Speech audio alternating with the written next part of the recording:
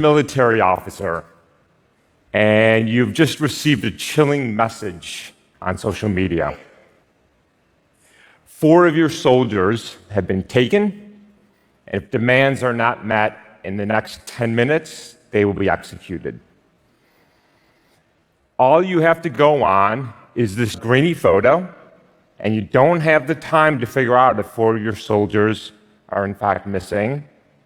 What's your first move? If I may be so bold, your first move is to contact somebody like me and my team.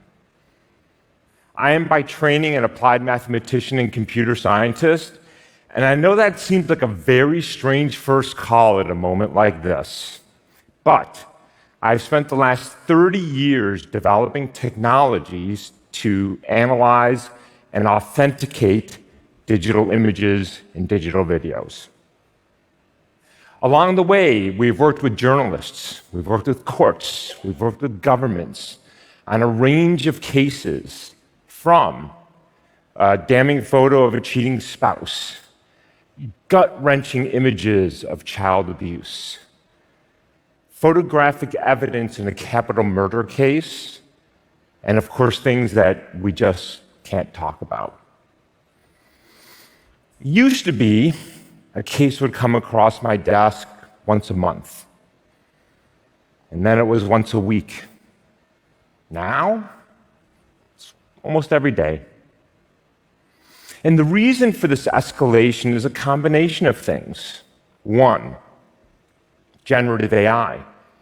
We now have the ability to create images that are almost indistinguishable from reality. 2, social media dominates the world and is largely unregulated and actively promotes and amplifies lies and conspiracies over the truth. And collectively, this means that it is becoming harder and harder to believe anything that we read, see, or hear online.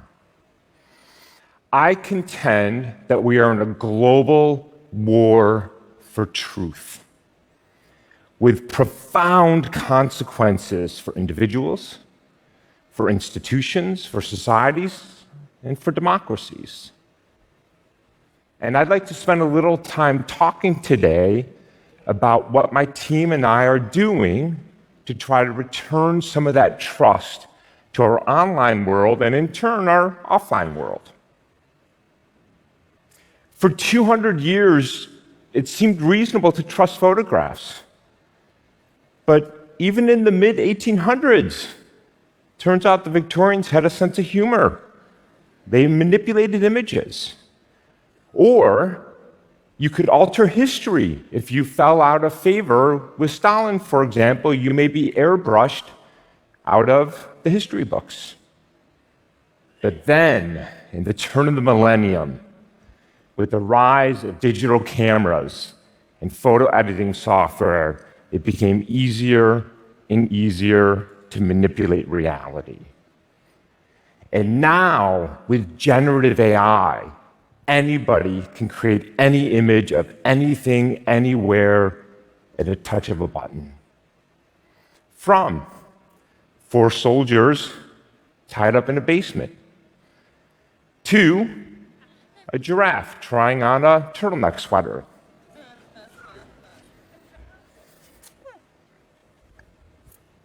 It's not fun and games, of course, because generative AI is being used to supercharge past threats and create entirely new ones.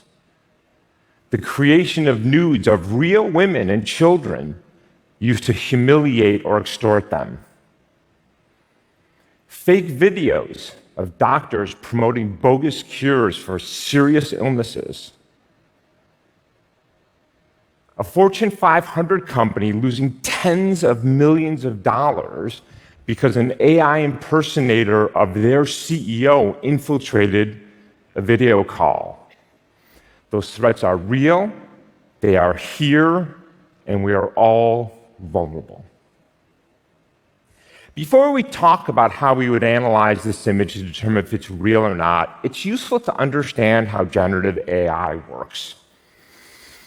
Starting with billions of images with a descriptive caption like this, each image is degraded until nothing but visual noise is left, a random array of pixels. And then the AI model learns how to reverse that process by essentially turning that noise back into the original image.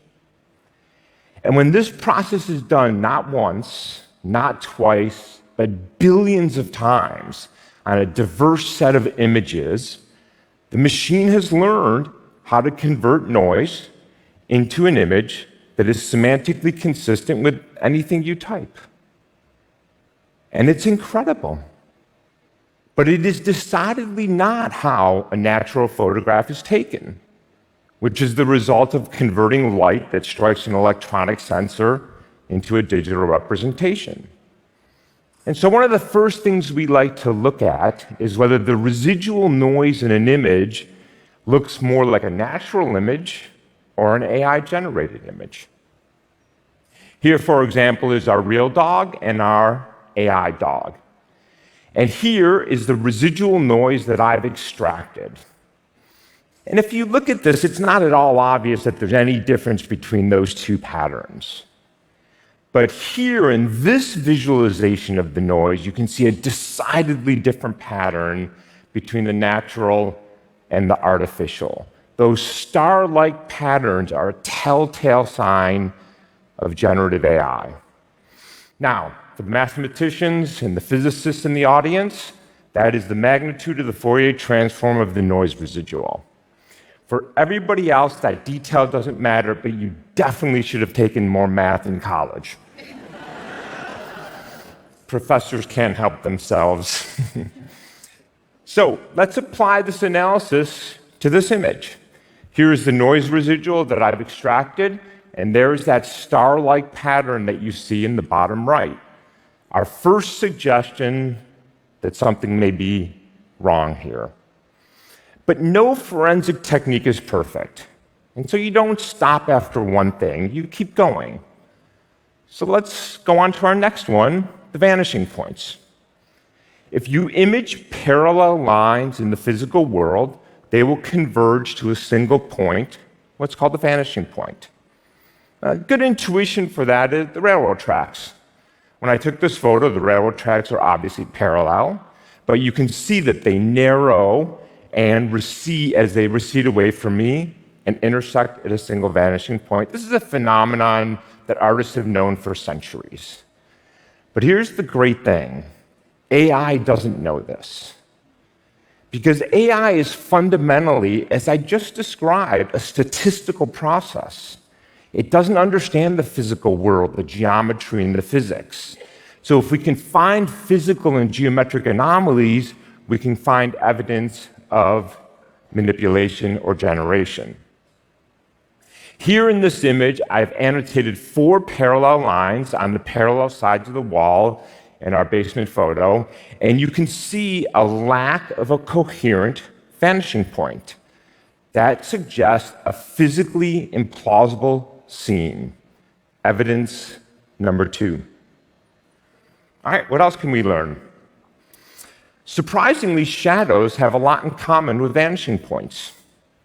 Here, what I've done is I've annotated a point on a shadow with the corresponding part on the bottom of the rail that is casting that shadow, and I've extended those lines outwards. And they intersect not at a vanishing point, but at the light that is casting that shadow. And again, this is a physical phenomena that you expect in natural images, and because AI fundamentally doesn't model the physics and the geometry of the world, it tends to violate these physics. Let's apply this analysis to our image. Here I've annotated 4 shadows on the bottom, from the soldiers' shadows to their legs, and you can see that the lines aren't even close to intersecting. Not 1, not 2, but 3 anomalies. We now have a very good indication that this image is not authentic. The most important thing I want you to take away from this is that while it may not be easy, it is possible to distinguish what is real from what is fake. I think this image is a bit of a metaphor for how a lot of us feel. We feel like hostages. We don't know what to trust anymore. We don't know what is real, what is fake. But we don't have to be hostages. We don't have to succumb to the worst human instincts that pollute our online communities. We have agency, and we can affect change. Now, I can't turn you all into digital forensics experts in 10 minutes. But I can leave you with a few thoughts. One, take comfort in knowing that the tools that I've described and that my team and I are developing are being made available to journalists, to institutions, to the courts, to help them tell what's real and fake, which in turn helps you.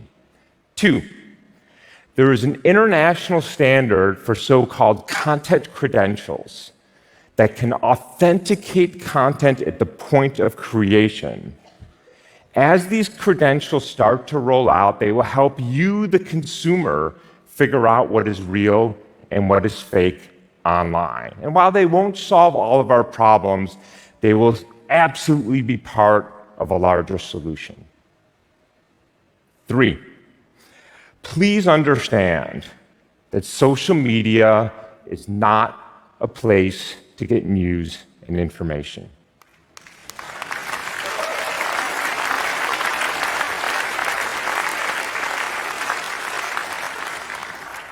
It is a place that Silicon Valley created to steal your time, your attention, by delivering you the equivalent of junk food.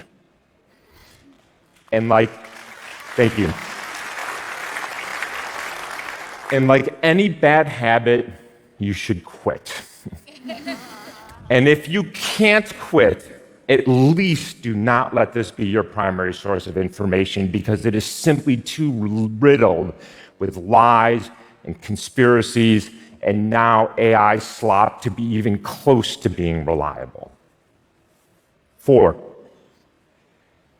understand that when you share false or misleading information, intentionally or not, you're all part of the problem. Don't be part of the problem. There are serious, smart, hardworking journalists and fact checkers out there who work every day, because I talk to them every day, to sort out the lies from the truths. Take a breath before you share information, and don't deceive your friends and your families and your colleagues and further pollute the online information ecosystem.